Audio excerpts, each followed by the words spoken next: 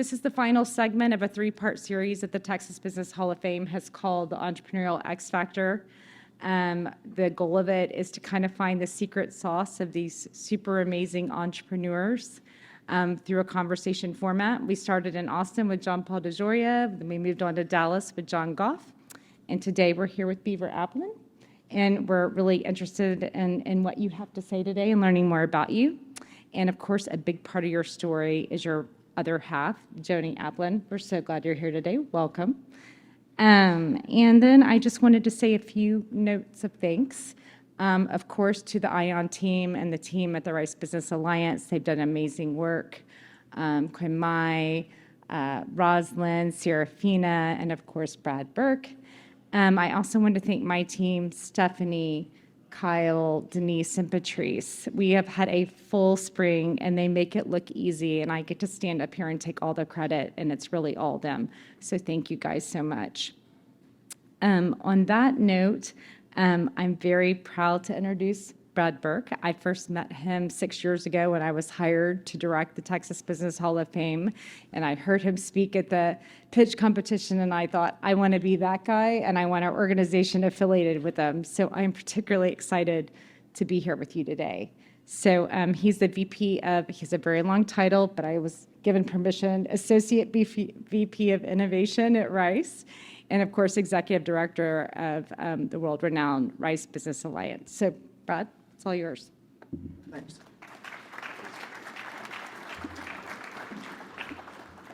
Well, good morning. It's great to have all of you here today. Meredith, great to partner with you in the Texas Business Hall of Fame again. We've worked together a long time on the Rice Business Plan competition. I will say this is the first time that I've ever had anybody introduce me and say that I wish I were him. But I appreciate the sentiment there, I guess. As Meredith said, my name is Brad Burke. I'm the Associate Vice President in the Office of Innovation, responsible for ION programming, and we're in the ION right now, and for the Rice Alliance for Technology and Entrepreneurship. And it is a great honor to welcome two Texas legends, two Texas entrepreneurial legends today. And I'm a huge fan, and I'll get to that in a second. But for those of you new to the ION, we officially opened 2 years ago in May of 2022. This has become a hub of innovation and entrepreneurship for the Houston region. We bring together startups and founders and investors and corporates, and I see a number of you in the audience today, and we're excited that you're here. This building, for history, was originally a Sears department store built in 1939, and it's an example itself of a company that faced tremendous disruption because of innovation. Innovation because of the internet and e-commerce. So it's only fitting that we're here today to promote the future of innovation in the city and in the region. I was told to keep my introduction short, although I'm a big fan of the two speakers, but I'm going to introduce them briefly, but more briefly than I would ordinarily. First, Graham Weston was one of the pioneers of cloud computing and one of the co-founders of Rackspace when it was launched in 1998. And within just 10 years, Rackspace went public in the year 2008. Since then, Graham has been a great supporter and given back to many organizations, too many to mention, but he's been a big leader in supporting the city of San Antonio and the redevelopment of San Antonio. He was inducted into the Texas Business Hall of Fame in 2019. And second, I'm really pleased to introduce Arch Aplin III, known to many of us as Beaver. He founded Buc-ee's in 1982, so that is 42 years ago by my math, and has grown it to become one of the most successful convenience store and travel center chains in the United States. If you're from Texas, I'm sure you know of Buc-ee's. You probably stopped at Buc-ee's like I have. It's known for its clean restrooms, amazing customer service, amazing food offerings, the merchandise. I think you can buy everything you ever needed in life at Buc-ee's, and the amazing number of gas pumps. I used to be in Exxon retail marketing, and I think we were happy if we had like 4 or 6 gas pumps. I'm not sure what the world record number is today, but I know that Buc-ee's owns that world record. They do own actually 2 world records that I am aware of because it's on their website.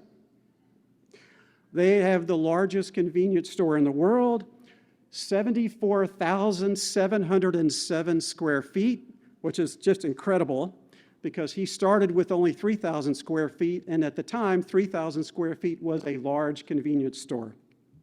And the longest car wash at 255 feet. I think the longest one around here is about 10 feet long. During the time, Beaver's also been extremely generous with his time and given back to many organizations, including serving as the chairman of the Texas Parks and Wildlife. He was also inducted into the Texas Business Hall of Fame and was inducted in 2023. I should add, somewhat regretfully, that both Graham and Beaver are graduates of a university down the road, and they're both Aggies. There are some Aggies in the room? Well, we don't hold that against you. By the way, we are in the Ion, and this is the hub of the Ion District. So there are 16 acres of land that Rice University is developing into an innovation district right now. And as you can see, as you came in, we still have development to do, and it's going to be exciting several years going forward. Now, if you came and you parked across the street in what we call the red lot, that's a pretty big parking lot. In fact, I think we almost just have enough space in that red parking lot for a Buc-ee's. Beaver, we would all be happy to see you pilot your first urban Buc-ee's right here in Houston in the Ion District. All right, please extend a huge Buc-ee's welcome to Graham Weston and Beaver Aplin.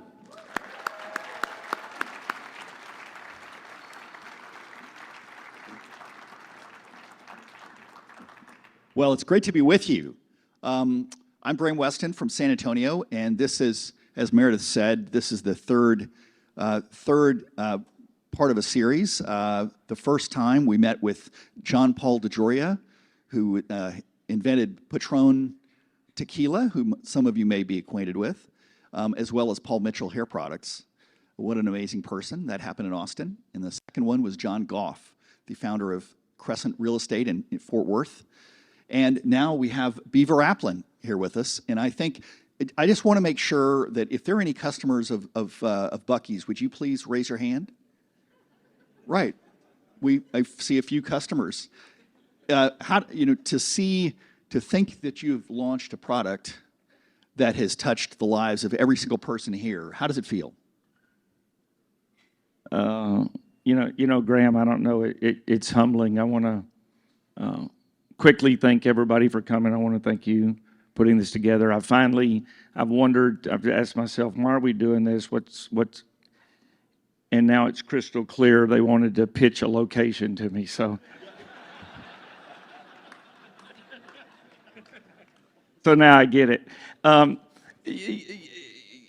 don't know. I mean, sometimes I have to pinch myself. I mean, this started out as a long time ago as a dream when I was, I guess, 22 years old, and the fact that what we've created kind of brings out this kind of sentiment and love for something so just mundane. Gas station, convenience store, they're all over the world, they're everywhere. It's just it's a humbling experience. But you started out working in your grandfather's merchandise store, the general store. So you knew what it was like to run a store, to put things on the shelf and have customers come up and buy them. How did that influence you and bring you into the gas station business? Well, I didn't realize it at the time, I don't think, but my grandfather had a little, very, very small general store in Louisiana. and I was young, real young, and I was always running around there trying to get into something, and they would let me occasionally pump fuel or something, but they never let me run the cash register. And I think somewhere that sunk in. I said, one day I'm going to have a register I can run. So, it wasn't planned. It wasn't. I mean, I want everybody to understand right away. And I told Graham this. Sometimes I think people know at a very young age that they want to be a doctor or an astronaut or an architect or what. And quite honestly, I had no idea what I wanted to do when I grew up. So. For anybody in here that feels like they don't have a clear path on what they want to do in life, welcome to the crowd. And you echoed the same thing in your story. I think that as I look out at the audience, and I know a number of the fine people here, there are many people here who dream of building something with the sense of reputation and regard and serving the high quality way of serving customers that your company has. You're not just a gas station, you're not just a convenience store, you really reinvented the whole business. How did that come about? It didn't start out with the current concept. That is, the current store costs so much money to build. It took a long time to get there, but you probably had a vision from the beginning. What was it different? Well, yeah, I mean, as I look back and think about the process, it was slow, it was methodical, it was in a gradual evolution. As was mentioned earlier, the first store I built was 3,000 square feet and it had 2 gas pumps. At the time, 7-Eleven's, which was the leader in the industry, was 2,400 feet. So it was a little bigger, a little nicer, but very much the same business model. And over the next 20 years, I just kind of always tried to tweak it, improve it, make it a better experience. But they were still what you would call a more typical convenience store. We didn't have the size, we didn't have the space for the merchandise that you know now. So to me, the way to continue to improve and evolve is just be the best provider in the market, is just run a better business. And still to this day, my mantra to anyone that wants to ask or any of our employees is this business is really simple. Let's just be at Buc-ee's, let's be clean, let's be friendly, and let's be in stock. And clean's just not that hard of a concept, but it's amazing how much it's appreciated. And we talked about the restrooms. And we're all Texans and we're all Americans and we travel and it's just a basic concept to be clean. To be friendly is just not, I saw a t-shirt one day, it says it's just not hard to be nice. And it's just not hard to be friendly. And then if we're going to ask you to come shop with us, we have to have the products in stock that you want. And so I think that philosophy for 20 years, building on top of itself day after day after day, kind of made us, if you will, stand out in the market. And then subsequent, I'm not sure where it came from, but I had this idea of what y'all see now, which is this travel center and the products. And that was a slow evolution, took me a long time. I designed it. Thought about it, threw the plans in the trash, designed it again, threw them in the trash, and in 2003, 21 years after the first Buc-ee's, is when we opened the first travel center. So it didn't happen overnight. No, it didn't happen overnight. And of course, the budget of a modern travel center is massive, and it took a big leap to be willing to make an investment of that caliber. And it doesn't run small. It requires a huge scale. So how do you end up with your stores serving such a large area, so many people, where the average convenience store is there to serve a mile or two around them? Well, you talk about the cost that it costs, the capital to build such a thing. I look back, I got really lucky because I didn't have the money to do it. So I went to seek equity capital to help build this idea I had of this really big store. And a typical store was 2,500, 3,000 feet, and I wanted to build a 25,000 foot. And the message was, this guy's bonkers. We're not going to invest in his company. So I had to kind of bootstrap it and build the first one. And so luckily, I dodged that need and didn't have to take any equity capital. You know, Graham, what we do, we build big stores and we build them on the interstate. And our business model, because they're so big and they're so expensive and there's so many employees and they cost so much to run, is we have to have a lot of customers.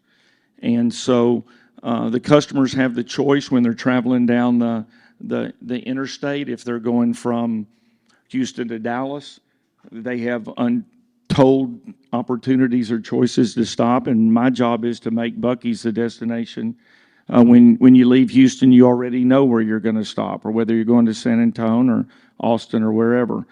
And so I realized pretty early on that the reality of expanding your market, where the customer will travel further or go past another competition to come to you, is really dramatic. And so typically in the convenience store world, the circle of influence is just a couple miles. People will drive a couple miles to go to get their Diet Coke or their whatever they want. And so I knew if I could expand that where people would drive further, then the mass, the population, the area goes up exponentially. I mean, the simple math on this thing is the area of a circle is pi r square.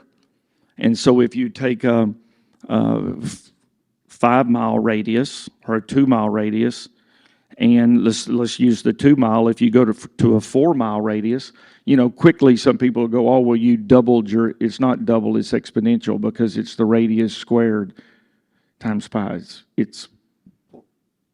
And so if I can get the customers to commit to us to drive further or to pass up competition, it just opens up a mind-blowing amount of opportunities. Now, to get the customers to drive past competition and come to you, you have to offer something, and you have to offer something better than the competition. And you have to, it's not just marketing, you got to walk the walk. You just can't talk about it. You know, my marketing mentor used to say that the best strategy is one that can be that all your competitors know what it is. And one of the things I love about what you did is that your strategy for big stores, for clean restrooms, for building a completely different experience it's all out in the open. Your competitors, as you mentioned, 7-Eleven was a real powerhouse back 30 years ago. They had opened a brand new store across from my dorm at A&M. And that was the cutting edge. That store on Northgate was the cutting edge 30 years ago. And your store doesn't even look like that one. But your strategy the whole time has been out in the open. I'm sure your competitors have visited your stores many times. So, and it doesn't seem that complicated. And yet there's something that's holding them back from just plain old copying you. What gave you the bravery to build a store as big as you did, and to basically take this large-scale approach that really no one has copied? You know, what we do is, you're right, it's out in the open, and there's a lot of people that sell gasoline and Fritos and Cokes and those types of things. Like Meredith mentioned in her introduction, she said, we're going to talk about the secret sauce. And quite honestly, in my business, you know, we don't have the secret formula to Coke. That's the secret sauce. But we don't have that. So we just have to do a better job in what everybody knows.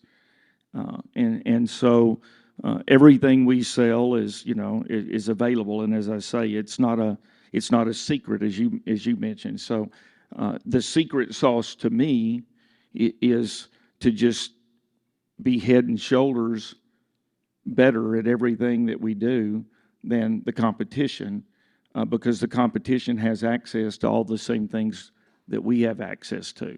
So it becomes an operation, it becomes a being in tune with what your customer wants.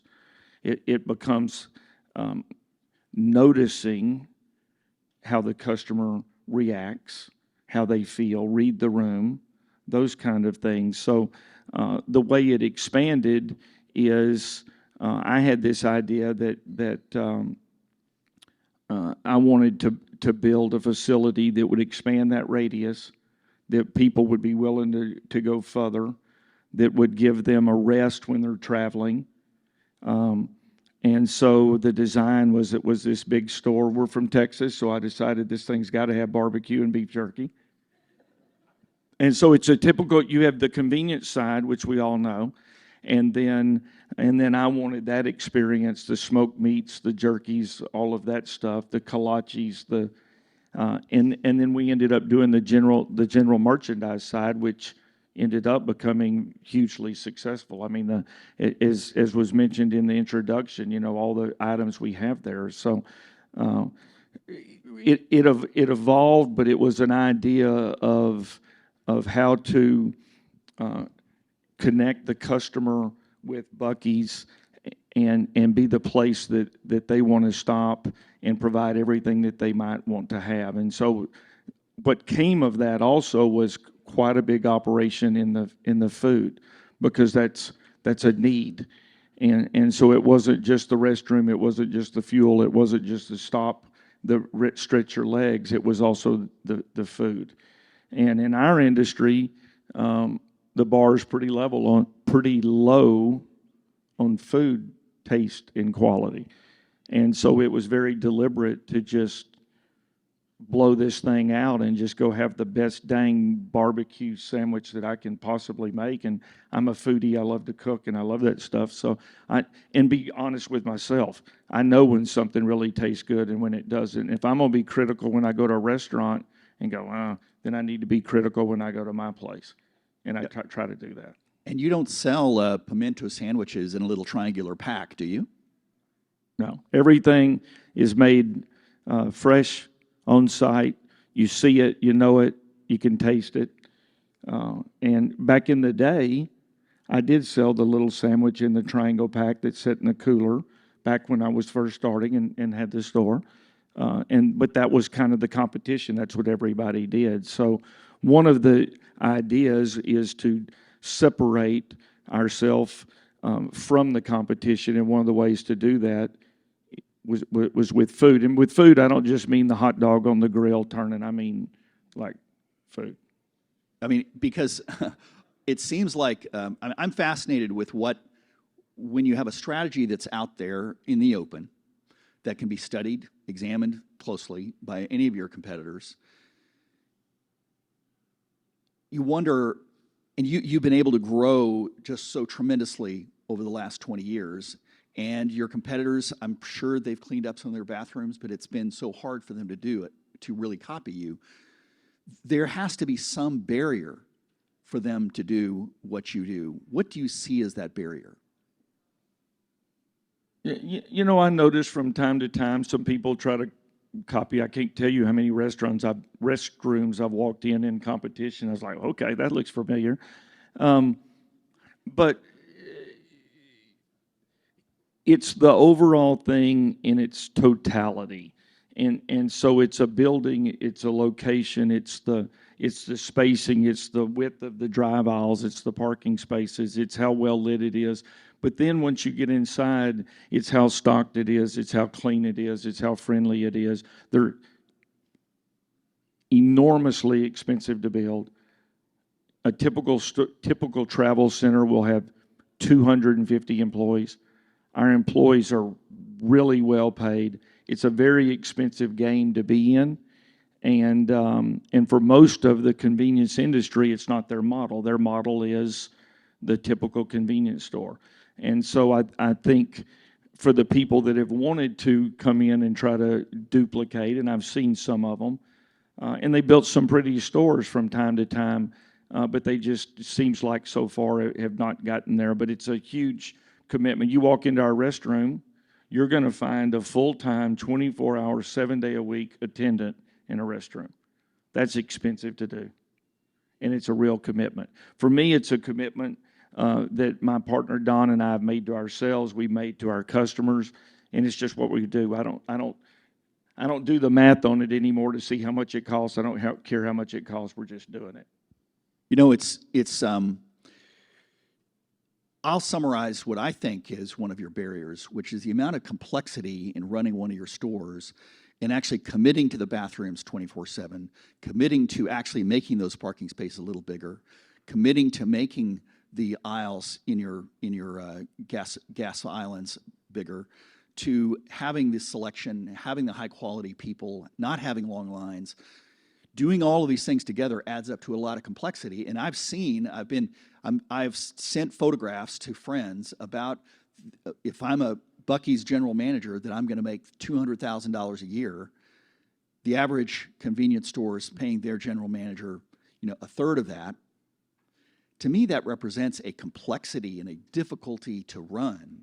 It's playing a higher game. It's like playing the NFL instead of high school ball. So it's really a completely different thing, and that's a big barrier. I think most of the convenience stores just are not geared up for that level of commitment. It is a big barrier, and we don't intend to glide by on our laurels. I intend to just increase that separation, if you will. And NFL for high school is a good comparison. Got the man right there. There's Vince.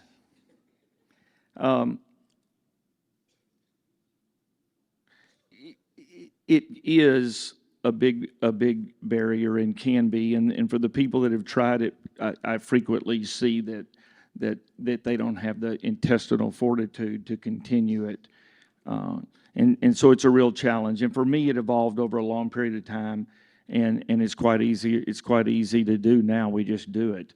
Also, we're private. We don't have investors. We don't have shareholders. I don't have anybody hollering at me for a higher return on their investment. Therefore, we can spend more on people and operations, and I still have a really good lifestyle. So I don't have to maximize or squeeze all the potential out of a business. I can let it flow through to the experience and the people you talk about.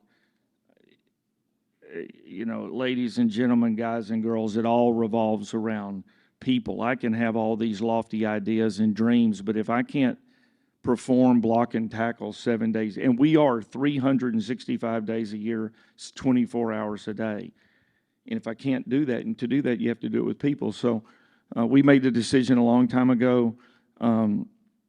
We compensate our employees really, really well.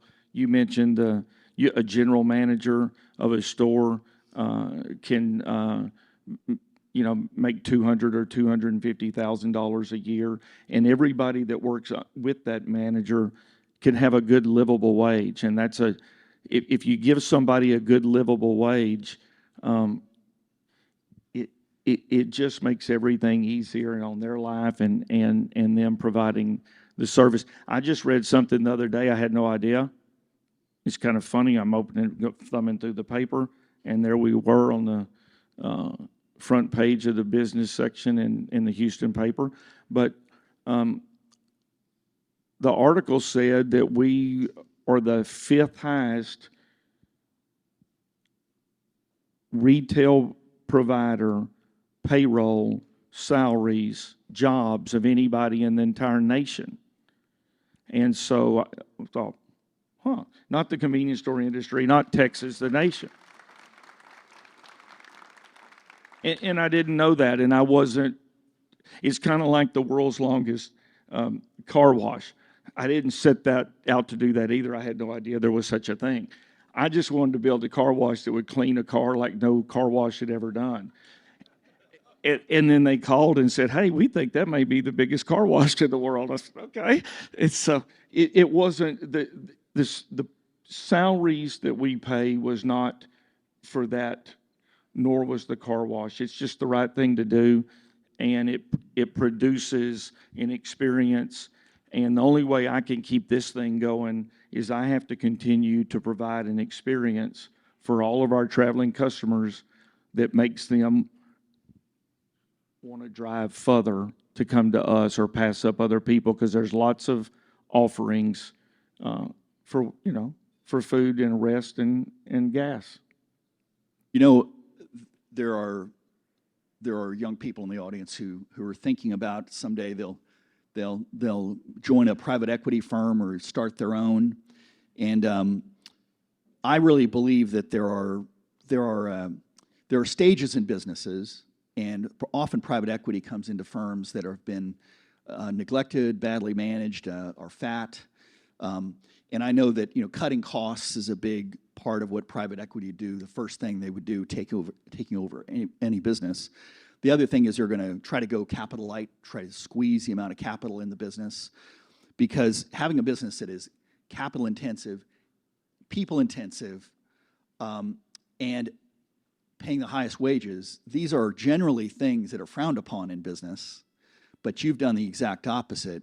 Why does that make sense?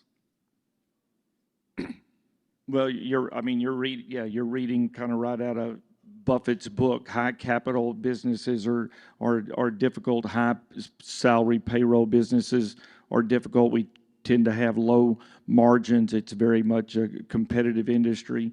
But if you can get there, and we were able to get there, and I have intentions of getting a bigger moat, it builds a really nice moat. Our retail prices are extremely competitive. Our pay scale is off the chart as far as the business we're in.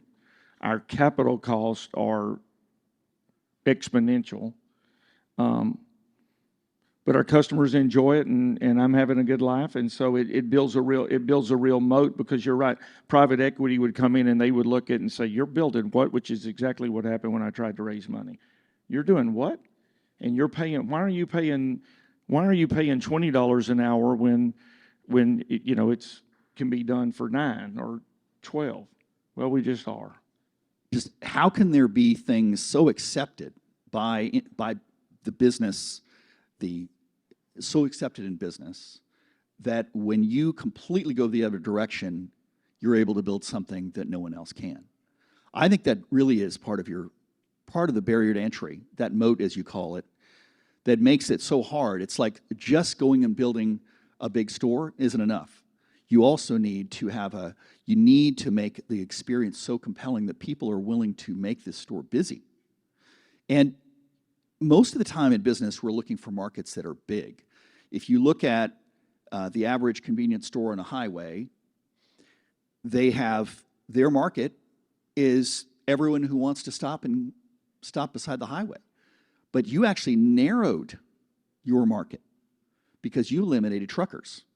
And truckers are probably, I don't know, if you look at the Katy Freeway this morning, I bet truckers are 25% of every vehicle out there. So you intentionally eliminated truckers from your parking lots. How did that make sense? Well, at the time, I didn't know if it made sense or not.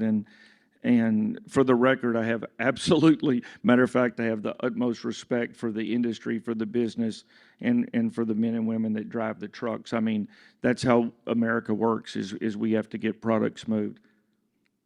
Having said that, for the business that I envisioned being in, it was a traveling motor public. So when we're in the convenience store business, the trucks don't want to come, they're too small. When I built a travel center, it would work for the trucks. But my concept, my vision was that I wanted the families that were traveling, or the businessmen that was going to city. That's the customer I was looking for. And quite frankly, I don't believe that it mixes really well with the truck stop, the cars and the 18-wheelers and the tractor trailers and the overnight and the showers and all this stuff. It's not the business we're in. And so I made the decision early on. I think it was the right decision now. I had no idea in the beginning how because we did lose a whole lot of potential volume on fuel, and they're also really good customers on the inside. And so when you look at the highways and the trucks running up, when you take that whole giant business model and you say, I can't take care of you, you just eliminated a whole bunch of opportunities. But I felt like it eliminated a bunch of conflicts as well, and that over time that it would work, and that our customer would appreciate and enjoy the fact that they can come to a site that is every big as a truck stop, but without the confusion and the conflict of the small vehicles and the big trucks. So it's a decision made a long time ago. Looking back, I think it was good. It made some people unhappy, I can assure you. Well, and those truckers spend a lot of money on fuel. And as you mentioned, because they're living their lives on the road, they appreciate a good place to get a shower and to be welcomed and be fed a good meal. And so, in your case, you're eliminating probably 25% of your market, which, if you do the math, means you better harvest more of those customers. If you're going to eliminate truckers, you better harvest more of those prospective customers on the non-trucker market. And so you've actually done a better job for the family that's traveling by sacrificing the trucker. Do you ever debate changing that policy? No. Sometimes you can get too analytical and look at things too much. I mean, there's a lot of trucks on the highway at night because they can really make good time and they're traveling and the roads aren't as busy. So you look at one of our giant parking lots, on a Tuesday night, and I say if I allowed trucks, I could probably have, 20 over there fueling in the park. There's plenty of room for them. But I don't know how to communicate that and let that happen, but not happen on a Saturday, in July when I need every single space. So I don't rethink it. I mean, we did that in 2003 and never looked back. I think it was the right decision.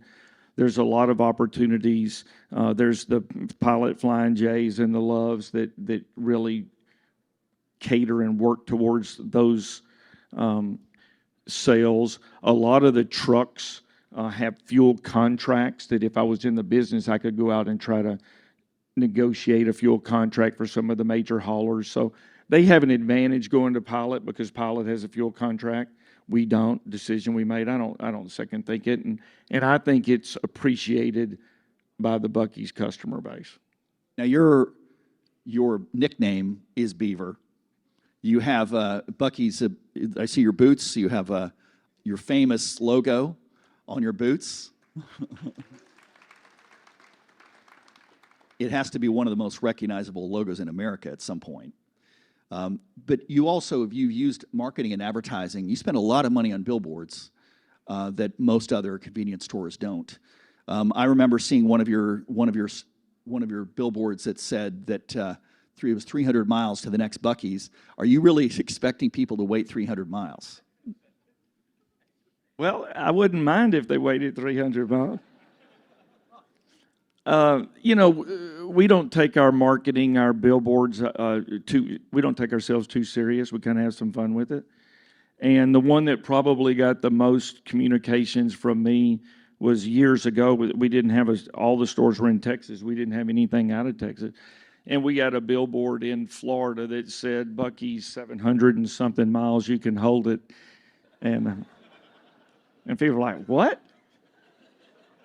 And so we don't take ourselves too serious. We do dance around the restrooms. I don't remember what year, but some year back we won the America's Cleanest Restroom Award and have tried to maintain that every year. And so a lot of times we remind people with billboards with something funny, some kind of play on words that we have great restroom facilities. But that's how we do our advertising is on billboards versus news versus print versus radio because the customers that we need are on the interstate, and I want to tell them in 10 miles there's a Buc-ee's. And so I don't try to tell them in their home in Houston there's one. I try to tell them on the way. We use billboards a lot.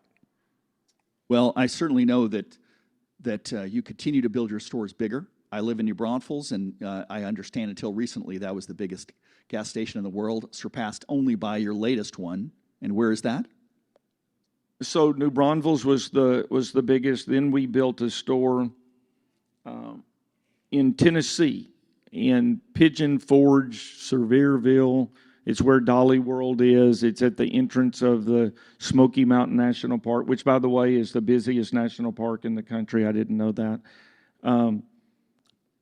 And so I designed a store there. I wanted to do a new prototype design from the one that most people have seen, which is 53,000 feet would be the standard store. The store here in Katy or in Baytown or in Waller would be 53,000 feet. And so I designed one 74,000 feet. And it's a beautiful layout. And we opened the first one in Tennessee, and it was wildly successful, and everybody enjoyed it.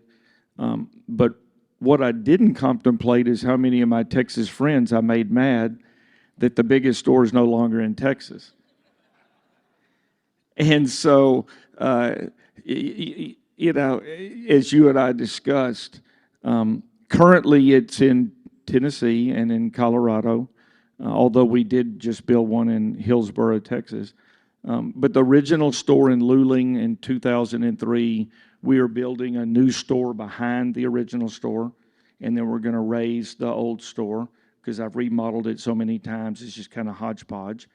And we're going to take back the claim, and for Texas, everything's bigger in Luling. So June 10th, we're going to open Luling, and it will be the new biggest store in the world and in Texas. So.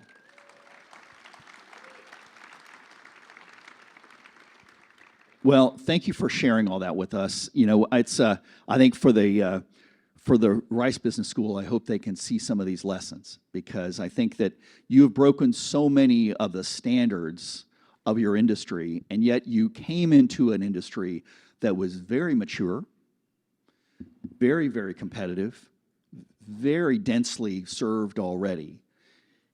You came in with bigger stores, a lot more capital, a lot more complexity, a lot more pumps, a lot bigger sites, bigger parking spaces, bigger aisles, and then you added operations to make your own food. That is, your stores are just so much more complex and so much larger, so much more capital, that this together ends up being a hard thing to follow. I know you don't take that for granted, but it is that commitment that I really admire. I admire that you've not only put the money in, put the design, put the money into the stores, but also to keep your commitment over time to that high quality of service, to the great food. And I think every single person here knows it, they've experienced it. Isn't that true?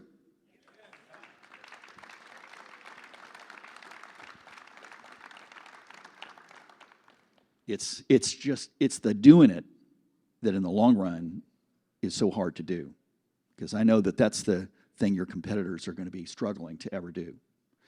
So let's take some questions. Yes, sir. Mr. Aplin, when you opened your second store, you started working with your partner, Don Weston.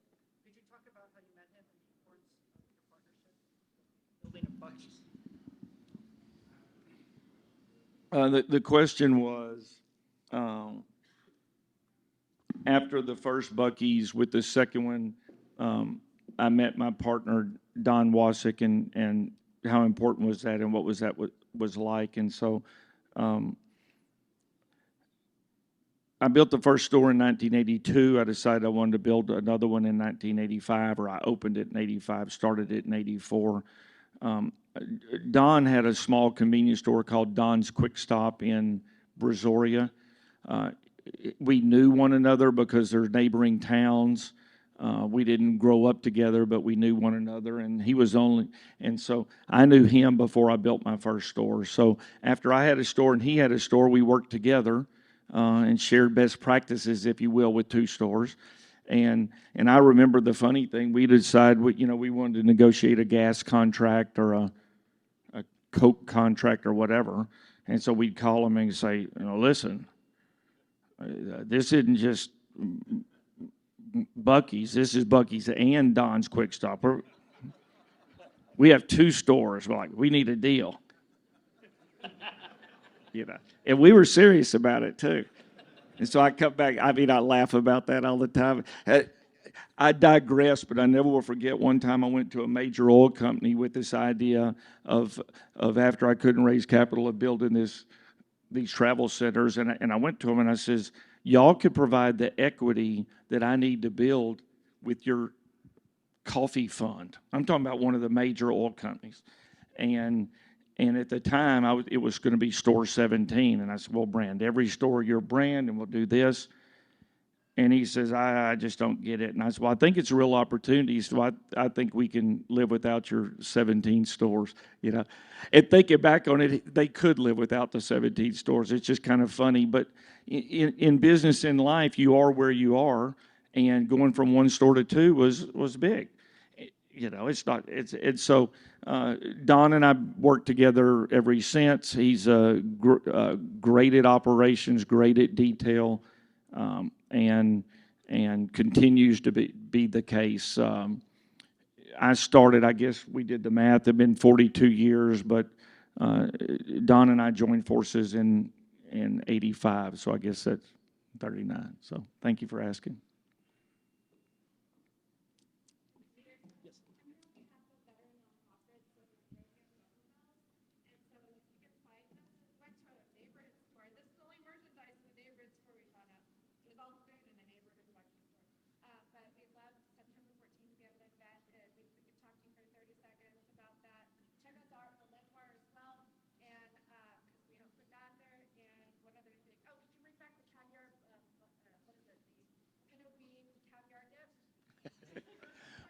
What did you say about the rodeo buckle? So it was a really neat honor for me this year, actually, which has absolutely nothing to do with Buc-ee's or business. But the Houston Rodeo asked me to be the Grand Marshal, and that was fun. And they do amazing things here. We all know the Houston Fat Stock Show and Rodeo. We all know about it. We've all been there. But the amount of volunteers, it's some mind-blowing number of people that volunteer every year, and the money that goes towards Houston and Houston charities are just incredible. And before I get off this, because, well, maybe somebody want to talk about A&M, but I do want to talk a little bit about charity and giving and community services. Something maybe we circle back. Yeah, actually, that's a perfect time. You recently gave a $50 million gift to A&M to build a school of hospitality. Will you tell us what your vision is?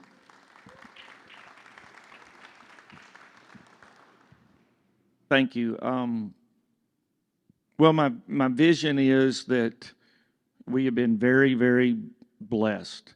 And I didn't start out I think it's evolved wanting to be involved in public service and in doing philanthropic things. And so when I look back on some of the things that ring most true to me and impactful, it's the education system. I had the benefit of being on the school board for 9 years in our local school, and so I thought I could make an impact on higher education. So we are designing, developing, and going to build. The design is about 90% complete. A school of hospitality and hotel management is called the Aplin Center. It is absolutely incredible. It's a timber building. It will just blow your socks off. And I see an Aggie shirt there. This will be, and I can say this because Graham and I are Aggies, this will be an improvement to the A&M landscape and the architecture. So it's incredible, but it's going to be entrepreneurial, slanted. It's going to be about hospitality. It's going to be about food, beverage, hotel, which hotels are hospitality, and it's going to be about all the opportunities in an industry that is really growing and I think is here to stay. When I think about earlier, something was mentioned about being relevant in the building, and I see hospitality, feeding people food, drink, hospitality as an industry that's here forever, and I see it as a great industry for entrepreneurs and individuals to play in, because some things are just so hard. If someone said to me, let's go create, let's go compete against Amazon, I'd be like, let's find somebody else. But because it's just the infrastructure and everything, but you can go have the best coffee shop or the best breakfast taco or the best burger or the best restaurant, and you can do it on an entrepreneurial scale and grow it. So that's why it intrigued me, and so this it's going to be a 4-year curriculum. The building I hope to start early next year. It's a $250 million building that we're building on the Texas A&M campus, and it will provide hospitality and entrepreneur retail studies on a 4-year program, complete with internships that will be required. It's going to be super, super exciting, and my wife and I decided that if we're going to do this, we're going to do it in a big way, and I don't like to do anything in a little way, so this is by far the biggest philanthropic thing that we've ever jumped out there and done, and I haven't lost a night's sleep about it. I am so excited about the opportunities, and everyone that's listening, I will just tell you that doing something for community service grows on itself, and I'm not here preaching. I'm just telling you my experience on the school board, my experience at Texas A&M Association of Former Students, my experience with Methodist Hospital, my experience with the Texas Parks and Wildlife Commission, which is probably the best volunteer gig I've ever had in my life. It's the entire state. It's all the parks. It's all the wildlife. It's just a good thing. So anytime anybody has an opportunity to do something to give back in some way in your community anywhere, I think it's super cool, and it makes you feel different about people and about life and about the future. But when you say, and that all of that also included a $50 million gift, so thank you. And when you say it's going to be big and ambitious, I think we believe you. We do believe you. Let me take one more question. Yes, sir. Here comes Mike.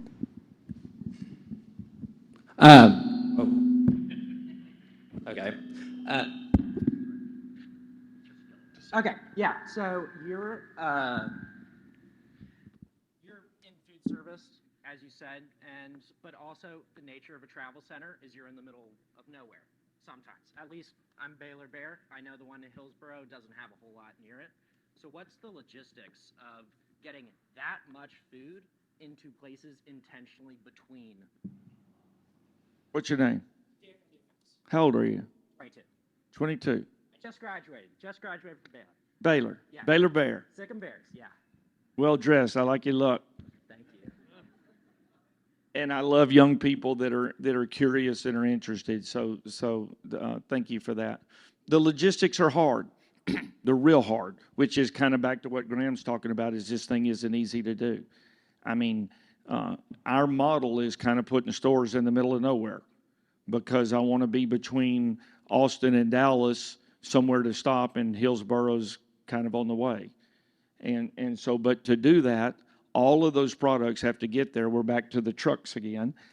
They all have to get there. So the logistics are extremely difficult for everything that has to be brought in. Now, and food is some of the hardest, because it just is. Anytime you get in the food business, you've made a commitment. It's a hard industry. It's a gratifying industry and can be a profitable industry in business, but it's hard. And so what you're talking about is how to accomplish that and get all those points there. If I'm going to be in stock, get them there on time so we can prepare them. It's a real challenge. It's a logistical challenge. You can do it. We do it. But it takes a lot of attention. It takes a lot of focus. It takes a big commitment. The fuel is one of the big ones. I mean, I was talking about food, but the fuel to get the fuel to those facilities from wherever the closest refinery is a big job.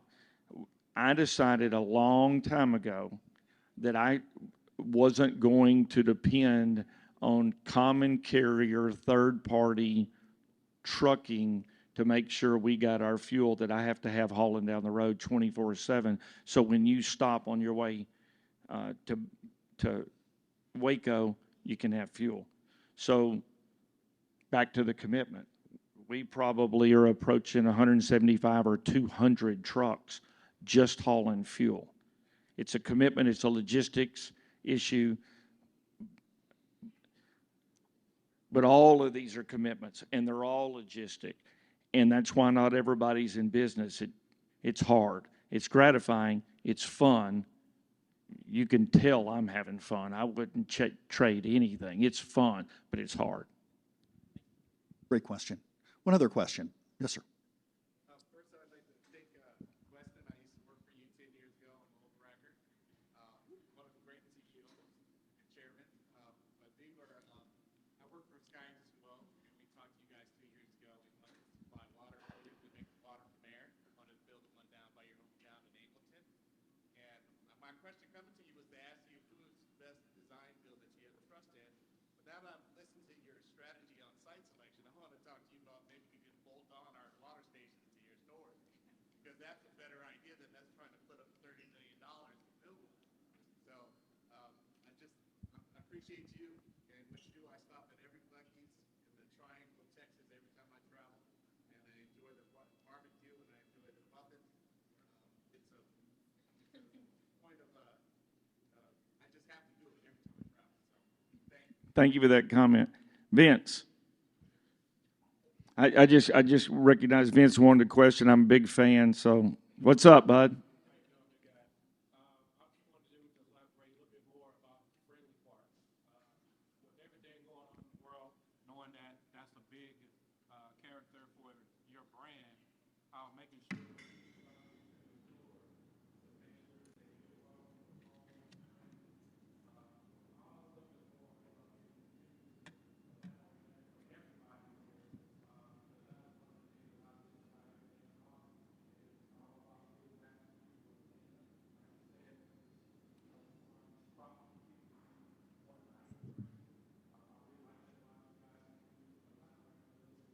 Well, thank you for that. And you have an opportunity to influence with being nice. For those that y'all don't know, this is Vince Young, national champion. He went to Texas. He didn't go to A&M, but of course, I don't know that even he could have won the national championship at A&M. But anyway.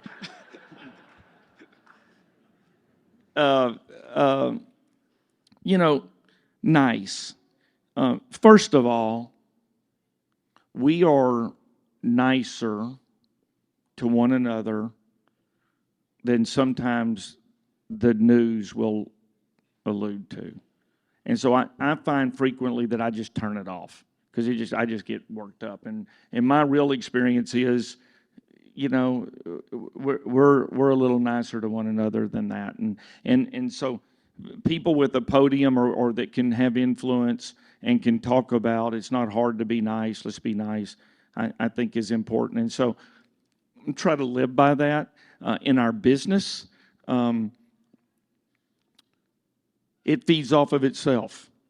Our employees, the people that work there, our partners, they're happy. It's easy to be nice when you're happy. They're happy because of the environment, because they have a livable wage, and it's a good place to work and be, and so they're happy.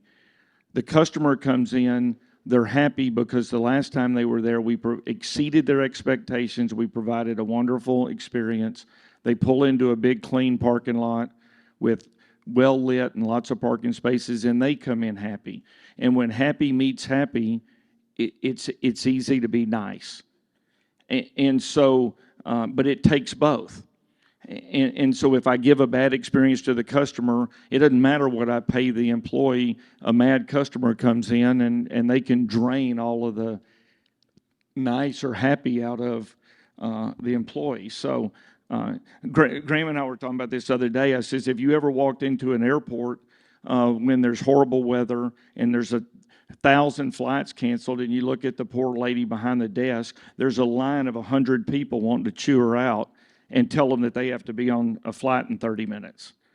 And it's just, how can she keep the smile going? And so my message is the exact opposite. I want everybody in that parking lot happy, and then it feeds off of itself, and everybody's nice.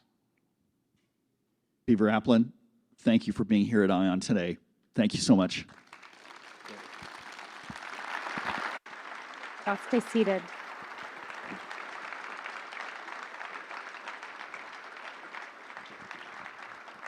Just a few quick remarks. Graham, Beaver, thank you so much. This was incredible. Be nice, great takeaway. This is the final part of our series, so I have to thank Graham Weston, who's a titan in his own right. Thank you so much. I don't think you knew what you were signing up for when you agreed to do these 3 talks for us, but your sense of humor, your intelligence, your commitment to other entrepreneurs, and your humility has made this a wild success. And we owe you so much gratitude. So our mission at the Texas Business Hall of Fame is to honor people like Beaver and Graham that are outward-facing, super successful entrepreneurs that embrace their success as a responsibility to others. So we're hoping that events like this inspire the business leaders and future entrepreneurs in the room to think about your own success and future success and how you're going to use it to make the world a better place. And you two are excellent examples. Thank you. Y'all have a good day. Thanks for being here.